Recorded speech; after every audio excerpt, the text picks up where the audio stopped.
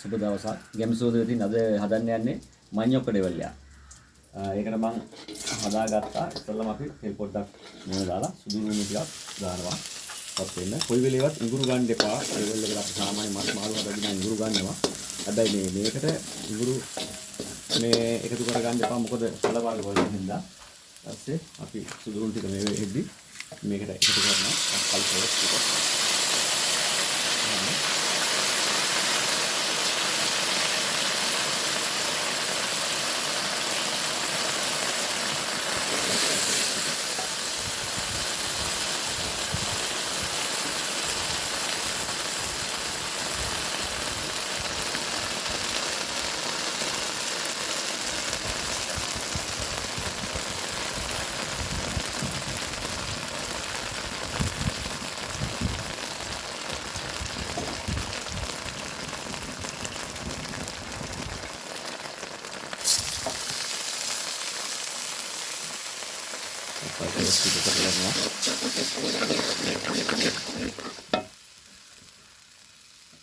අපි කරපින් දෙක එකතු කර ගන්නවා එකට.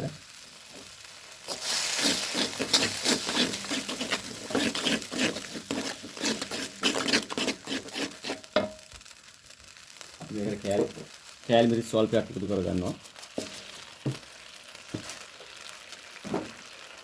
ලම් මිරිස් කුඩු ස්වල්පයක්.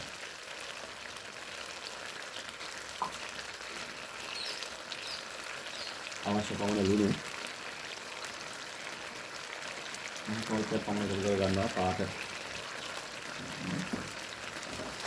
ඉතින්ලා දැන් මේකට මම ඩෙවල් එකට අවශ්‍ය මේ කපාගෙන තියෙනවා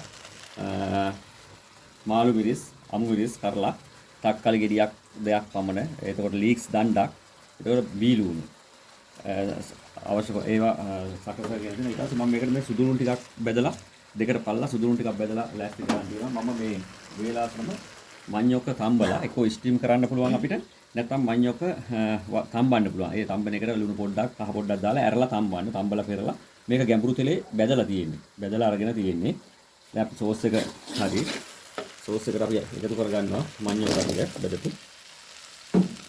මඤ්ඤොක්ක ටික එකතු කර ගන්නවා. ඒක සෝස් එක පොඩ්ඩක් දාලා දෙන්න.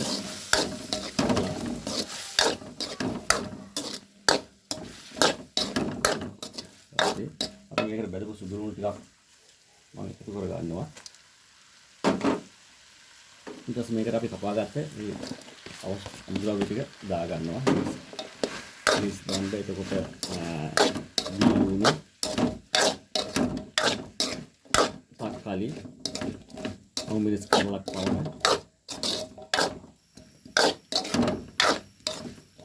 දා ගන්න. මේක අපි අවසානට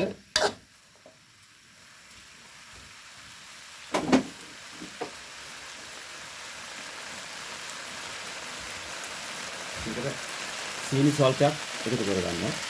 අපිට මේකට එකතු කර ගන්න පුළුවන් සෝයා සෝස් පොඩ්ඩක්, ඔයිස්ටර් සෝස් පොඩ්ඩක් ඒ වගේ. අපි දෙන්න එක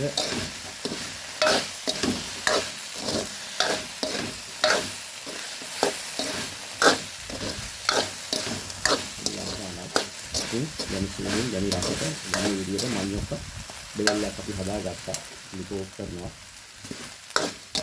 බලමු කොහොමද කියලා.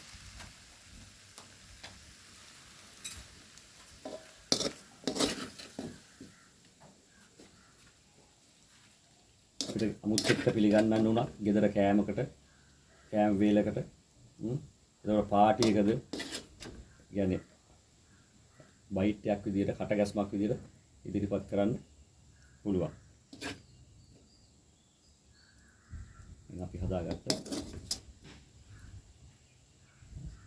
මඤ්ඤොක්ක ඩෙවල් එක. බලමු කොහොමද කියලා කෑල්ලක් කාලා.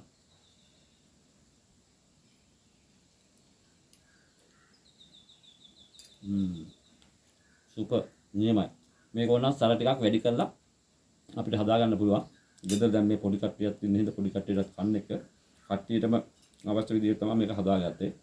එහෙනම් මම YouTube එකට ගිහිල්ලා යමිසුදු ෆුඩ්ස් විදිහින් මේක කරලා ෂෙයා කරලා කමෙන්ට් කරන්න, සබ්ස්ක්‍රයිබ් කරන්න. එහෙනම් ස්තුතියි.